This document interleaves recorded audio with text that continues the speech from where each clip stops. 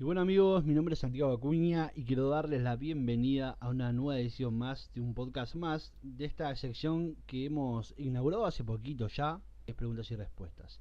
En esta ocasión vamos a hablar sobre si hay apóstoles hoy en día. ¿Hay apóstoles entre nosotros? Bueno, para este tema vamos a hacer un video en 3 partes específicamente.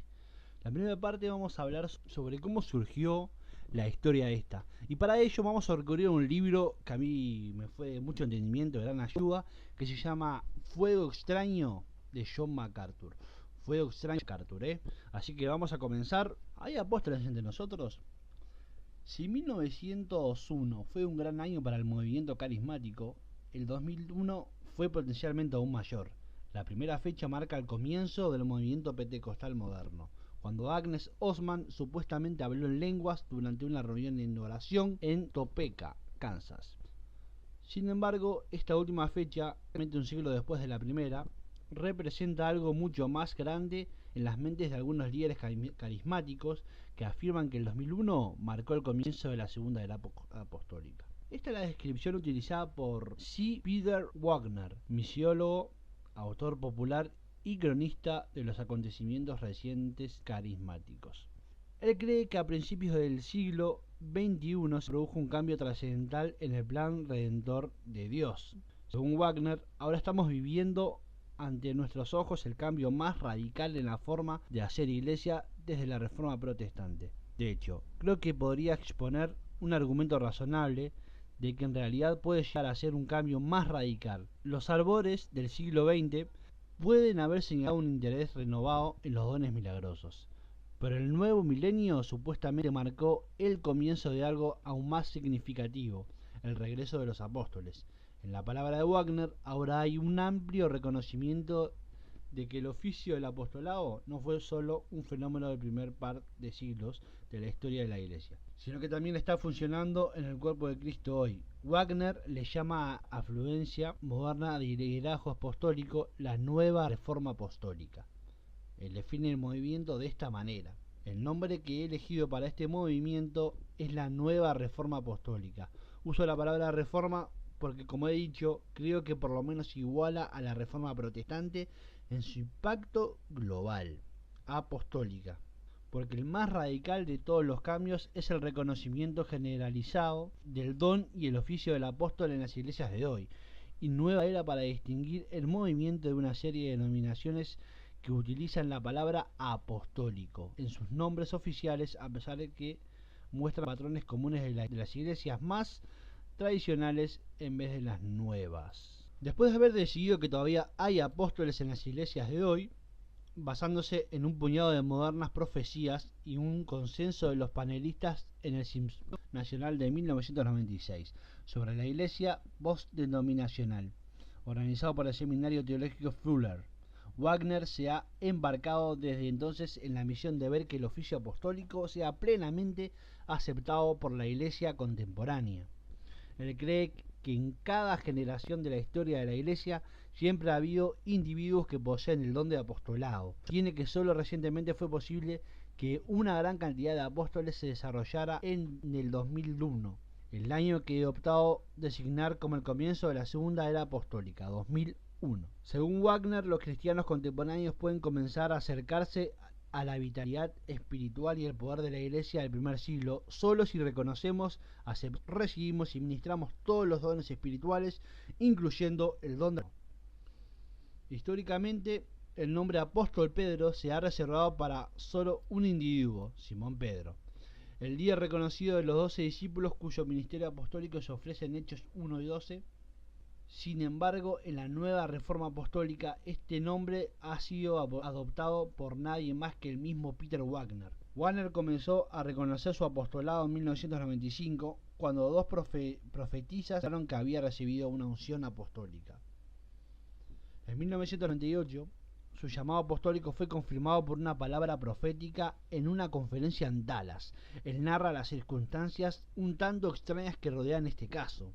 Me hallaba sentado en la primera fila, cuando de una u otra manera me encontré de rodillas en la plataforma como Jim Stevens, de Christian International, que se preparaba para profetizar sobre mí en público. Ya no sé cómo llegué allí. Levanté la vista y ahí estaba Charles Doolittle, uno de nuestros intercesores reconocidos. De pie junto a mí, Charles era oficial de la policía de Glendale, California. Americano, musculoso y de casi 2 metros de estatura, con un aspecto agresivo en su rostro y que sostenía una enorme espada como de 1 metro por encima de mi cabeza. Rápidamente decidí que mejor me portaba bien y escuchaba con atención lo que Jim Stevens tenía que decir. He considerado desde entonces que este momento fue ordenación profética como apóstol. Y como prueba de su ordenación apostólica, Wagner afirma haber terminado con la conocida como el mal de las vacas locas en Europa. En sus propias palabras, sabía que Dios quería que tomara la autoridad apostólica que me había dado y decretara que una vez por todas que la enfermedad de las vacas locas llegaría a su fin en Europa y al Reino Unido, lo cual hice. Esto fue el 1 de octubre de 2001, discúlpenme. Un mes más tarde, un amigo mío me envió un artículo de un periódico de guerra diciendo que la epidemia se había contenido y que el último caso de la enfermedad de las vacas locas había sido el 30 de septiembre de 2001, el día antes del decreto apostólico. Dado su entusiasmo, Wagner al parecer no es consciente del hecho de que la enfermedad todavía existe en Europa, de forma que se registraron 67 positivos de vacas infectadas en 2009 solamente. Bien es cierto que los esfuerzos del control agresivo por parte de los gobiernos europeos han frenado de modo significativo la epidemia de las vacas locas, la idea de que la declaración apostólica de Wagner terminó con la enfermedad es evidentemente falsa. En 2000, Wagner comenzó a dirigir la recién formada Coalición Internacional de Apóstoles como el apóstol presidente. O sea, como él mismo como apóstol presidente. Un cargo que ocupó hasta el 2009, cuando cambió su título a presidente apóstol emérito. Según el historiador pentecostal Vincent Sinham, cuando comenzó la coalición, los nuevos apóstoles podían unirse y pagar $69 al mes como cuota de membresía. El mismo Sinham fue invitado por Wagner a unirse, pero declinó. Como Sinham explica, no me considero apóstol, le escribí que por $69 no podía darme el lujo de serlo.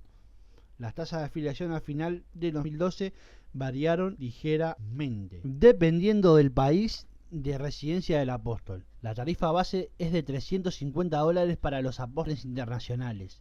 El costo para los apóstoles que viven en América del Norte comienza en $450 por año, o 650 para los apóstoles, lo que significa al parecer un equipo de marido y mujer en el que ambos se consideran a sí mismos apóstoles.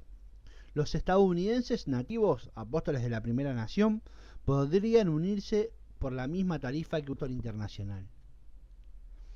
En un intento por organizar un movimiento apostólico, Wagner delimita 2 categorías principales de apóstol, junto con varias subcategorías.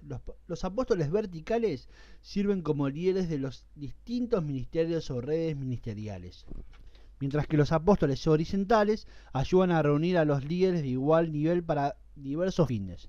Wagner sugiere que Pedro y Pablo fueron ejemplos de apóstoles verticales en el Nuevo Testamento, debido a la naturaleza de sus respectivos ministerios y a las redes de las iglesias que cayeron bajo el cuidado de su pastorado.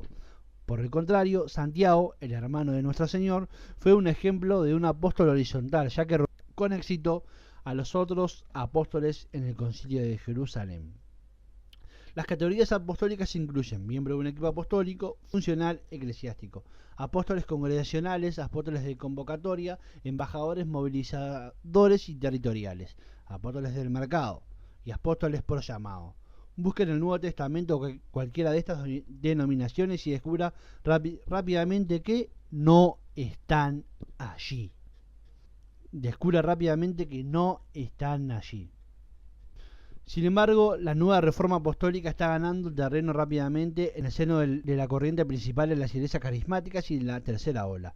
Católica es una creencia característica de tales iglesias nuevas que el Espíritu Santo está restaurando actualmente los 5 ministerios de Efesios 4:11: apóstoles, profetas, evangelistas, pastores y maestros. Sin embargo, la atención se centra en el ministerio de apóstoles y profetas, porque el mundo evangélico ya estaba acostumbrado a los ministerios de evangelista, pastor y maestro. Wagner se complace en el hecho de que el nuevo movimiento apostólico es parte del segmento de más rápido crecimiento del cristianismo, viéndolo como un signo de la afirmación divina. En base a este crecimiento, Wagner sostiene que un cambio enorme y fundamental está teniendo lugar dentro de la Iglesia, uno que compara con la transición del antiguo pacto al nuevo pacto. Él va tan lejos como para comparar la nueva reforma apostólica a los odres nuevos del nuevo pacto, diciendo: hoy hemos entrado en otro odre nuevo, al que yo llamo la segunda era apostólica. Los cambios radicales en la forma de hacer iglesia no se encuentran al doblar la esquina, ya están aquí con nosotros, decía Wagner. Los que refutan la nueva reforma apostólica son, en opinión de Wagner, como los fariseos. En vez de aclamar y bendecir el nuevo odre, lo rechazan.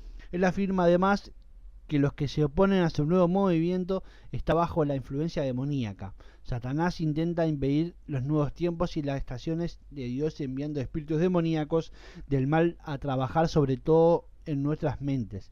Si tiene éxito, empezamos a pensar mal en los nuevos odres que Dios desea desarrollar. Por lo tanto, cualquier persona que está en desacuerdo con las premisas de Wagner, que él y otros líderes carismáticos modernos son apóstoles, resultan catalogadas de legalistas, demonizadas, o simplemente tienen demasiado miedo para abrazar una nueva era radical en la historia de la Iglesia, afirmaba Wagner. Bueno, aquí vamos resumiendo esta primer parte del libro de John MacArthur. Específicamente nos estamos centrando en apóstoles, si hay apóstoles hoy en día. Y bueno, acá vemos lo que pensaba Wagner, ¿no? Que él mismo había declarado una segunda era apostólica, sin bases bíblicas, sin nada, simplemente por él mismo. Y bueno, cabe resaltar las tarifas, ¿no?, que había que pagar para ser apóstol. Esta es la primera parte. En la segunda parte vamos a forma o de formación, así que esperá el próximo video, que vamos a seguir desmintiendo esto de los apóstoles de hoy en día. Este fue John MacArthur, yo me llamo Santiago Acuña y nos vemos en el siguiente video.